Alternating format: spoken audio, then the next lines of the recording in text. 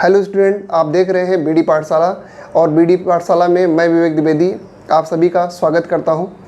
और अभी तक हम लोगों ने इस चैप्टर यानी ट्रायंगल चैप्टर में बेसिक चीज़ों को समझा, बेसिक कॉन्सेप्ट को समझा, बीपीटी थ्योरम को समझा। बीपीटी थ्योरम के प्रूविंग में एक एक पॉइंट को हमने क्लियर किया।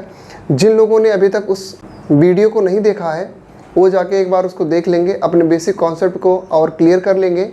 साथ ही साथ बीपीटी थ्योरम को समझ लेंगे, क्योंकि सबसे मोस्ट इंपॉर्टेंट है बीपीटी थ्योरम। अगर आपको बीपीटी थ्योरम आ गया तो आप मैक्सिमम क्वेश्चन अटेम्प्ट कर ले जाओगे, आपका कॉन्सेप्ट दैट मीन्स क्लियर है। तो आज हम लोग बात करेंगे इसी बीपीटी थ्योरम पर बेस कैसे क्वेश्चन एग्जाम में पूछे जाते हैं उनको समझेंगे। साथ ही साथ हम लोग सिमिलरिटी क्राइटेरिया को भी जानेंगे। तो चलिए स्टार्ट करते हैं। देखिए, बीपीटी थ्योरम पर बेस सबसे इंपॉर्टेंट क्वेश्चन है, बोर्ड के एग्जाम में आया हुआ है, अभी पिछले साल ही आया हुआ है, सीबीएसई 2025 में आया हुआ क्वेश्चन है। बहुत ही अच्छा क्वेश्चन है। In the adjoining figure AD upon BD is equal to AE upon EC and angle ADE is equal to angle ACB, then prove that triangle ABC is an isosceles triangle prove करना है। और isosceles triangle आप लोग को पता ही है कि अगर दो साइडें इक्वल होंगी तो आइसोसेलेस हो जाएगा, या दो एंगल इक्वल हो जाए तो आइसोसेलेस हो जाएगा। यानी ये जो ट्रायंगल में है, अगर हम ये प्रूव कर दें AB is equal to AC then isosceles बन जाएगा, या ये प्रूव कर दें angle B is equal to angle C तो आइसोसेलेस बन जाएगा। तो इसमें हम BPT का यूज़ करते हैं। गिवन है, जो गिवन है वो मैंने यहाँ लिख लिया है, और जो प्रूव करना वो हमने यहाँ लिख लिया है। यहाँ पर that is AB is equal to AC, या यहाँ कह सकते हो angle B is equal to angle C। अगर ये प्रूव कर देते हैं तो ये ट्रायंगल आइसोसेलेस हो जाएगा। देखो कितना आसान क्वेश्चन है। अब क्या करो, जो दिया गया उसको लिख लो। Since AD upon BD is equal to AE upon EC। देखो, अगर ये दोनों रेशियो, इसका रेशियो और इसके रेशियो को इक्वल होता है तो बीपीटी कन्वर्स थ्योरम क्या कहती है, DE पैरेलल टू BC हो जाएगा। और अगर DE पैरेलल टू BC होता है तो बीपीटी क्या कहता है कि AD upon DB equal to AE upon EC हो जाएगा। तो यहाँ से कह सकते हो आप DE पैरेलल टू BC, किससे रीजन देना होगा, by converse of BPT, converse of BPT। ठीक है, अगर दो साइड पैरेलल हो गई, आपको पता होगा अगर कोई दो पैरेलल लाइन होती है तो उनके कॉरस्पॉन्डिंग एंगल भी इक्वल होते हैं। तो यहाँ पर ये कॉरस्पॉन्डिंग इसके हो जाएगा, यानी ये एंगल इस एंगल के इक्वल हो जाएगा। तो यहाँ से आ गया पैरेलल, तो ADE is equal to ABC बन जाएगा। Angle ADE is equal to angle ABC हो जाएगा। ठीक है, क्यों हुआ ऐसा इक्वल, कॉरस्पॉन्डिंग एंगल, ये भी आप लिख दोगे कॉरस्पॉन्डिंग एंगल, ये हो गया कॉरस्पॉन्डिंग एंगल। अब देखो ADE is equal to ABC है, और जो गिवन है कि ADE is equal to ACB के हैं, तो आप ADE की जगह क्या लिख सकते हो, ACB लिख सकते हो।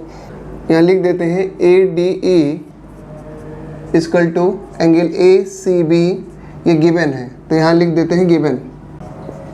और इसको मान लो इक्वेशन नंबर 1 और इसको मान लो इक्वेशन नंबर 2। फ्रॉम 1 and 2 आप क्या कह सकते हो, यानी ABC इक्वल टू ACB हो जाएगा, ABC इक्वल टू ACB हो जाएगा। तो angle ABC equal to angle ACB हो गया। अब किसी भी ट्रायंगल के दो एंगल इक्वल हो गए तो दो साइड भी इक्वल हो जाएगा।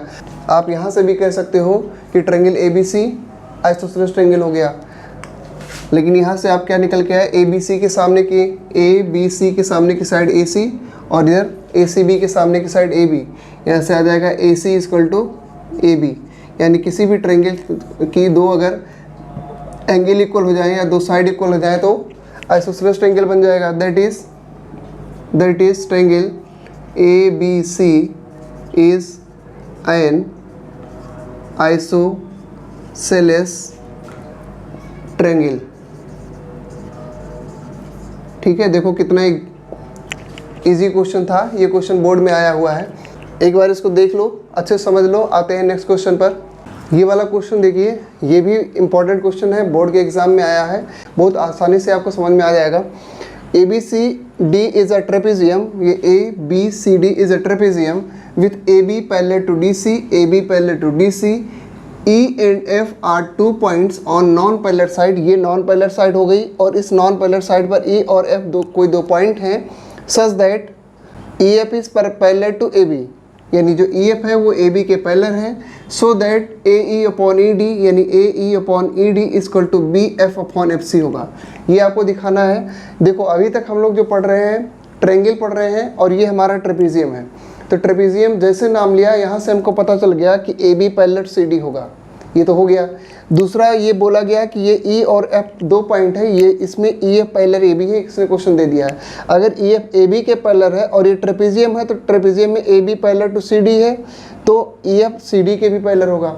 लेकिन यहाँ पर ट्रायंगल नहीं फॉर्म कर रहा है, इसके लिए हमको क्या करना होगा, एक डायगोनल को चाहे आप BD को ज्वाइन कर दो या तो आप AC को ज्वाइन कर लो, तो ये कंस्ट्रक्शन का पार्ट हो जाएगा। अब हम इसको AC को ज्वाइन कर देते हैं,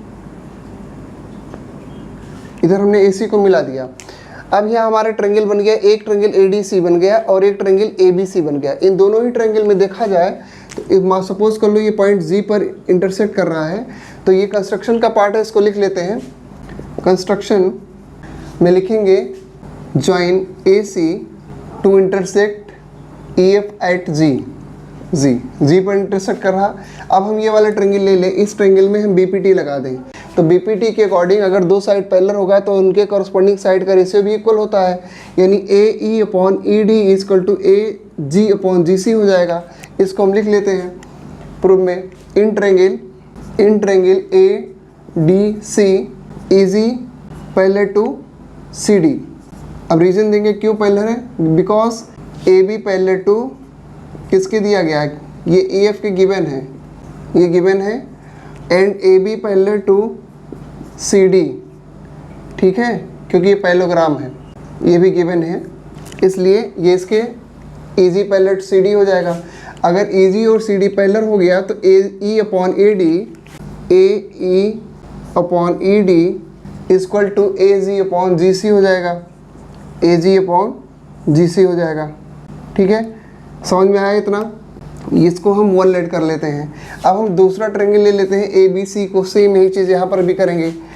इन ट्रायंगल ABC इसमें GF पैरेलल टू AB हो जाएगा, GF पैरेलल टू AB, ठीक है, GF पैरेलल टू AB हो गया तो CF अपॉन FB यहाँ से हो जाएगा CF upon FB equal to, देखो इधर से हम जा रहे हैं, काफ़ी बच्चे मिस्टेक क्या कर देते हैं, इधर लिखते हैं CF अपॉन FB और इधर से उल्टा लिख देते हैं। सेम सीक्वेंस लिखना होगा, CF upon FB equal to CG upon GA, CG upon GA।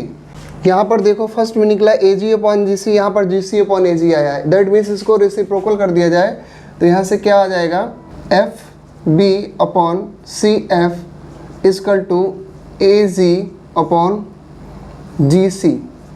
ठीक है, ये क्वेश्चन नंबर 2 हो जाएगा।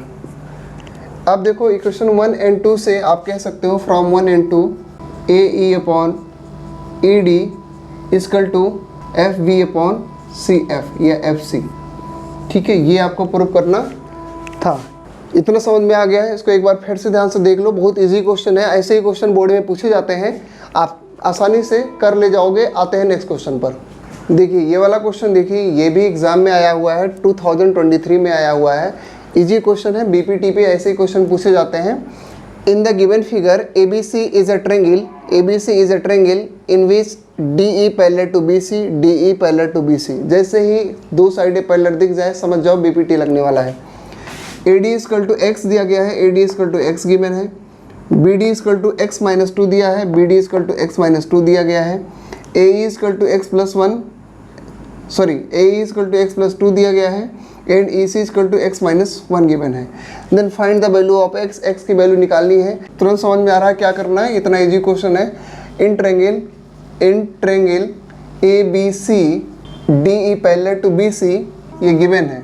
ठीक है, आप तुरंत क्या करोगे, BPT यूज़ करोगे, यानी by BPT AD upon DB equal to AE upon EC। अगर ये साइड पैरेलल होगा तो इसका रेशियो और इसका रेशियो इक्वल हो जाएगा, साथ में इसका रेशियो भी इक्वल होगा, बट उसका ज़रूरत नहीं हमको। यहाँ से आप वैल्यू पुट कर दो, AD की वैल्यू कितनी दिया गया है, x हो गया, और DB की वैल्यू है x minus 2 equal to AE की वैल्यू है x प्लस 2 एंड EC की वैल्यू है x माइनस 1। क्रॉस मल्टीप्लाई कर दो, इसका इससे मल्टीप्लाई हो जाएगा x माइनस 1 इक्वल टू इसका इससे हो जाएगा x माइनस 2 और x प्लस 2। यहाँ पर आइडेंटिटी लग जाएगा a minus B A plus B का, तो ये हो जाएगा एक्स स्क्वायर माइनस 4 यानी 2 का स्क्वायर 4 हो जाएगा। यहाँ पर इससे मल्टीप्लाई करोगे तो एक्स स्क्वायर माइनस का x हो जाएगा, दोनों साइड एक्स स्क्वायर कैंसिल आउट हो जाएगा, minus x equal to minus का 4 हो जाएगा, फिर से माइनस माइनस कैंसिल हो जाएगा, x इक्वल टू 4 आ गया। देखो कितना इजी क्वेश्चन था, और ऐसे क्वेश्चन पूछे जाते हैं लेकिन आप नहीं कर पाते हो। रीज़न क्या होता है, बीपीटी क्लियर नहीं होता है या अच्छे से समझे नहीं होते हैं। बहुत इजी होता है, कुछ इसमें ज़्यादा दिमाग लगाने की ज़रूरत नहीं है। तो हमने बीपीटी से कुछ इंपॉर्टेंट क्वेश्चन कर लिए हैं। अब हम आ जाते हैं सिमिलरिटी की क्राइटेरिया को जान लेते हैं। ये 3 क्राइटेरिया हमको पढ़ना है सिमिलरिटी के लिए। यानी हमने देखा है कि 2 ट्रायंगल सिमिलर हो जाते हैं अगर उनके करस्पॉन्डिंग साइड का रेशियो इक्वल हो जाए और साथ ही साथ या उनके करस्पॉन्डिंग एंगल इक्वल हो जाए। तो अब यहाँ पर हम 3 क्राइटेरिया को डिस्कस करेंगे, तीनों को प्रूव करेंगे। जैसे एक हो गया एंगल एंगल एंगल, यानी एक ट्रायंगल के तीनों एंगल दूसरे ट्रायंगल के तीनों एंगल के इक्वल हो जाता है तो एक ट्रायंगल दूसरे ट्रायंगल के सिमिलर हो जाएगा। दूसरा होगा साइड साइड साइड, यानी दोनों ट्रायंगल के करस्पॉन्डिंग साइड का रेशियो अगर तीनों साइड का रेशियो अगर इक्वल हो जाता है तो हम side side side criteria use करेंगे सिमिलरिटी के लिए। तीसरा होता है साइड एंगल साइड, यानी 2 ट्रायंगल दिए गए होंगे और उन दोनों ट्रायंगल के साइड का रेशियो, 2 साइड का रेशियो और उन दोनों साइड के बीच का एंगल जो उनकी इंक्लूडेड एंगल होगा वो अगर इक्वल मिल जाता है तो साइड एंगल साइड क्राइटेरिया हम यूज़ करेंगे। इन तीनों को मैं बोर्ड पर लिख के आपको प्रॉपर समझाता हूँ, उसको अच्छे से समझना क्योंकि इसी को यूज़ करना है। अगर ये आपको समझ में आ गया तो आप क्वेश्चन चुटकियों में कर ले जाओगे। तो चलिए मैं बोर्ड पर लिख देता हूँ, लिखने के बाद आपको एक्सप्लेन कर देता हूँ। देखो हमने AAA सिमिलरिटी क्राइटेरिया के जो थ्योरम है उसको बोर्ड पर लिख दिया है।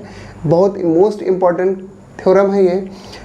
AAA लिखा जाए या AA लिखा जाए दोनों सेम मीनिंग होगा। रीज़न क्या है, किसी भी 2 ट्रायंगल के अगर 2 एंगल इक्वल हो जाते हैं तो थर्ड एंगल ऑटोमेटिक इक्वल हो जाएगा एंगल सम प्रॉपर्टी से। तो अब इस थ्योरम को समझते हैं, यहाँ पर थ्योरम की मीनिंग समझते हैं, इसके बाद मैंने प्रूविंग भी यहाँ लिख दिया है, उसको समझते हैं जल्दी से। If in a 2 triangle corresponding angle are equal. अब कोरस्पॉन्डिंग एंगल इक्वल का मतलब हो गया कि एंगल ए एंगल डी के इक्वल होगा, एंगल बी एंगल ई के इक्वल होगा और एंगल सी एंगल एफ के इक्वल होगा। ये आपको गिवन है। Are equal then their corresponding side are in the same ratio, यानी आपको प्रूव करना है कि अगर ये एंगल इक्वल हो तो कोरस्पॉन्डिंग साइड का रेशियो इक्वल होगा। दैट मीन्स ये दोनों जो ट्रायंगल होंगे वो सिमिलर होंगे। तो देखो हमने यहाँ पर लिख दिया है, ये आपको प्रूव करना है, यानी उनके कोरस्पॉन्डिंग साइड का रेशियो इक्वल आना है। यानी इसका मतलब अगर ऐसा हो जाता है तो ये दोनों ट्रायंगल सिमिलर हो जाएंगे। तो इसमें हमने क्या किया, 2 अलग अलग ट्रायंगल लिया।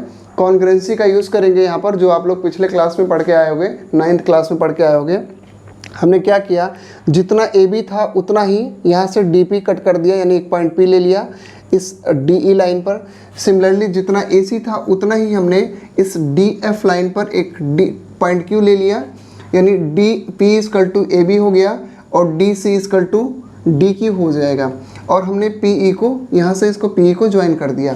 फिर यही चीज़ हमने यहाँ पर लिख दिया है, cut DP equal to AB from DE and DQ equal to AC, DQ equal to AC from DF join PQ। इतना मैंने कंस्ट्रक्शन का पार्ट था लिख दिया।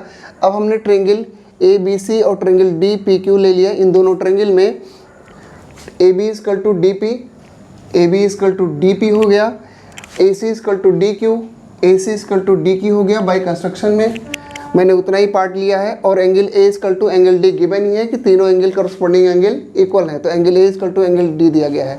यानी यहाँ से क्या हुआ, इतना पॉइंट की हम बात करें तो AB इक्वल टू DP है और AC इक्वल टू DQ है और उनके दोनों ही साइड के इंक्लूडिंग एंगल इक्वल हो गया। तो साइड एंगल साइड से ये ट्रायंगल और ये वाला ट्रायंगल यानी DPQ, ये दोनों ट्रायंगल सिमिलर हो जाएगा, सॉरी कॉन्ग्रुएंट हो जाएगा।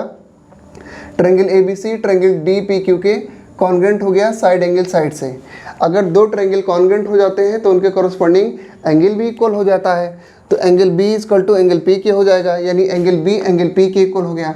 लेकिन क्वेश्चन में जो दिया गया है थ्योरम में है कि बी इक्वल टू ई है, इसलिए हमने लिखा बट बी इक्वल टू ई है।